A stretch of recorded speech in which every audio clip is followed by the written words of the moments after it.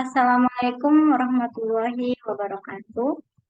Perkenalkan, nama saya Dila Puspita dari kelas Potluck. Di sini saya akan menjelaskan tentang prediksi harga saham PT Telkom menggunakan metode ARIMA. Latar belakang dan rumusan masalah. PT Telekomunikasi Indonesia adalah perusahaan telekomunikasi milik negara di Indonesia. Didirikan pada tahun 1856 sebagai perusahaan telekomunikasi kolonial Belanda dan kemudian dinasionalisasikan oleh pemerintahan Indonesia pada tahun 1965. PT Telekomunikasi Indonesia merupakan perusahaan milik publik di Bursa Efek Indonesia dengan simbol tiker TLKM. Saham perusahaan ini memiliki sejarah yang panjang dengan penawaran umum perdana yang dilakukan pada tahun 1995. Dari tahun ke tahun, saham Telkom mengalami fluktuasi nilai yang dipengaruhi oleh berbagai faktor seperti kondisi pasar, tren industri, dan kinerja keuangan perusahaan. Namun, secara umum, saham ini dianggap sebagai saham unggulan di Indonesia dengan kapitalisasi pasar yang besar dan kehadiran yang signifikasikan dari sektor telekomunikasinya. Di sini saya ingin memperoleh tren saham Telkom dalam 1 tahun terakhir dengan dataset yang sudah disediakan menggunakan metode ARIMA. Selanjutnya yaitu ada data dan variabel data. Data mengacu pada kumpulan informasi atau fakta yang dapat disimpan dan diproses oleh komputer atau perangkat elektronik lainnya. Data dapat mengambil banyak bentuk, termasuk angka, teks, gambar, audio, video, dan lainnya.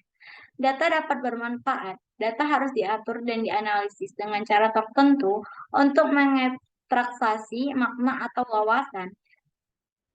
Dengan munculnya era digital, jumlah data yang dihasilkan dan disimpan telah tumbuh secara eksponensial, mengarah pada perkembangan alat dan teknik khusus untuk mengolah dan memproses data seperti database, penambangan data, dan pembelajaran mesin.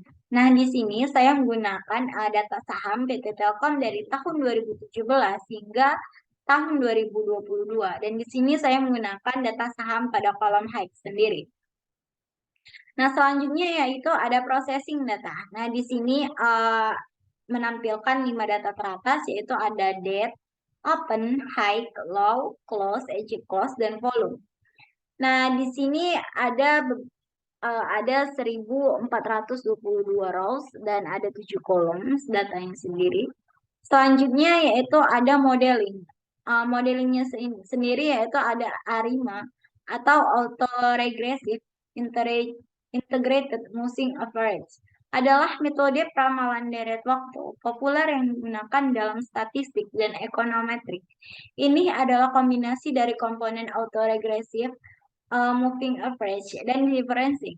Model ARIMA umumnya digunakan untuk memodelkan data deret waktu stasioner, yaitu deret waktu dengan sifat statistik konstan dari waktu ke waktu.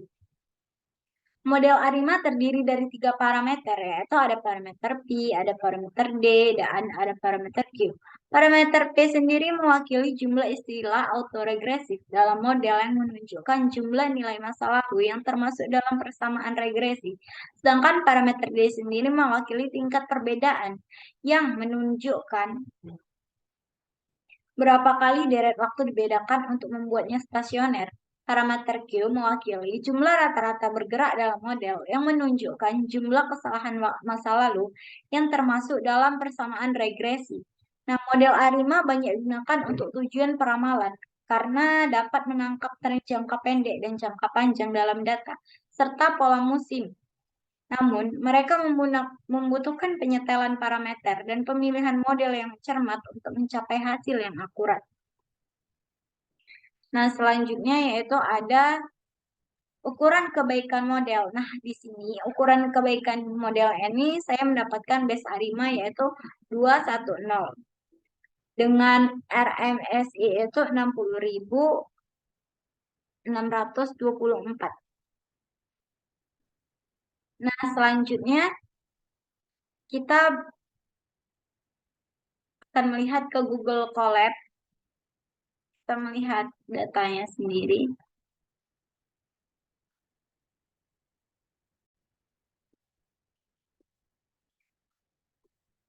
Nah, di sini pertama-tama kita udah import import library-nya, dan ini kita masukkan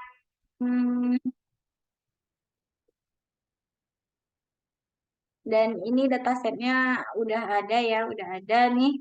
Ada import dataset yang akan dilakukan analisis. Nah, itu datasetnya sendiri TLKM JK CSV.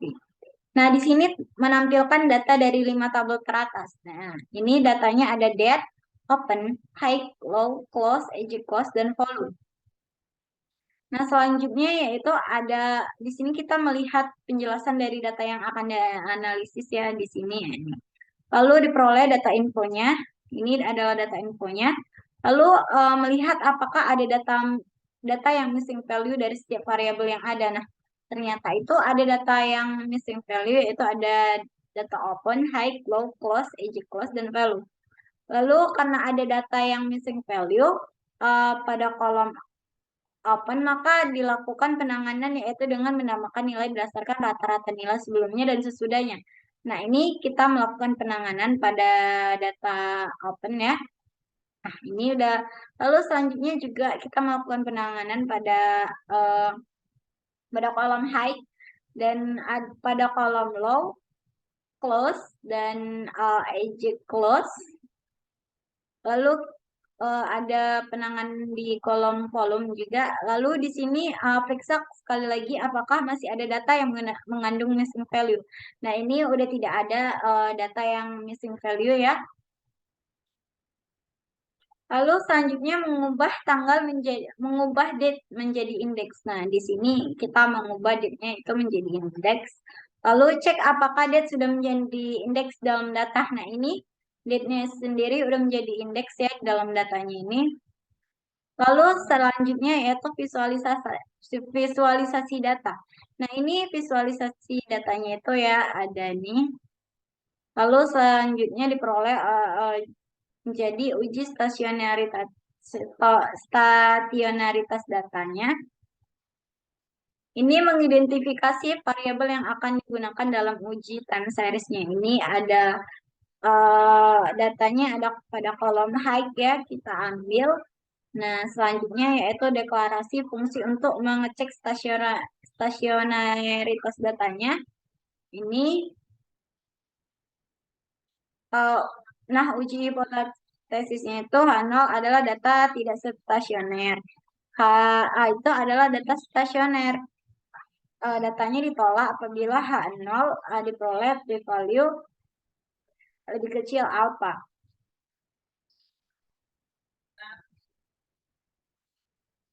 Nah, di sini melakukan uji stasionaritas untuk dataset. Nah, ini mendapatkan p-value-nya 0,385540. Diperoleh nilai p-value-nya itu lebih lebih dari 0,05, maka H0-nya tidak ditolak. Jadi data memiliki keadaan yang tidak stasioner. Karena data belum stasioner, sehingga perlu dilakukan proses stasionarisasi data, yakni dengan proses differencing untuk memperoleh data yang stasioner. Nah, ini kita melakukan proses differencing. Nah, ini dia ya, memanggil fungsi uji stasioner yang sudah dibuat sebelumnya. Oh, nah ini ya, ada rolling, ini ada apanya. Lalu mendapatkan p-value-nya itu 0,000. Lalu karena nilai p-value-nya bernilai kurang dari 0,05, maka data dianggap stasioner. Lalu menampilkan plot ACF dan PACF. Ini. Lalu selanjutnya yaitu model arimanya itu model arima PDQ-nya itu mendapatkan base arima 210 dengan RMSE yaitu 60.624. Nah, di sini membuat model arima dengan order 210 ya. Lalu membuat prediksi menggunakan model arima. Lalu membuat plot visualisasi. Nah, di sini ada perbandingan dataset setelah di differencing dengan prediksi ARIMA 210. Lalu di sini menampilkan informasi dari ARIMA. Informasi yang diperoleh dari pemodelan ARIMA 210 pada datasetnya. Dan ini informasinya, lalu diperoleh prediksi datanya, yaitu prediksi data dengan model ARIMA 210 untuk 1,5 bulan ke depan.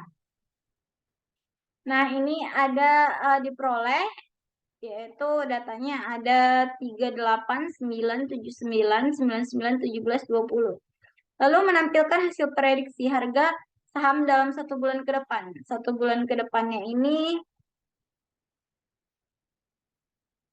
mengalami menghitung persen kenaikan harga atau penurunan saham. Nah, ini prediksinya mengalami kenaikan sebesar 738,28%.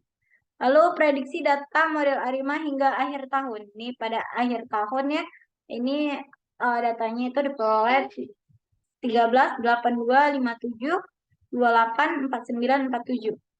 Lalu mengalami kenaikan sebesar 2.873,27%.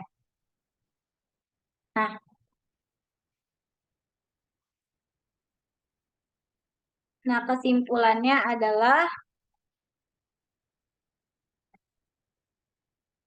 nih ya, kesimpulannya berdasarkan proses di atas, menggunakan model ARIMA dapat diperoleh hasil prediksi 45 hari. Harga tertinggi saham adalah 38,979,99,17,20 mengalami kenaikan 738,28%. Nah, untuk akhir tahunnya ini harga saham tertinggi 13, 8, 2, 5, 7, 23, 49, 47 mengalami kenaikan 2.873,27%. Nah, sekian dari hasil pemaparan saya. Lebih dan kurang saya mohon maaf. Wassalamualaikum warahmatullahi wabarakatuh.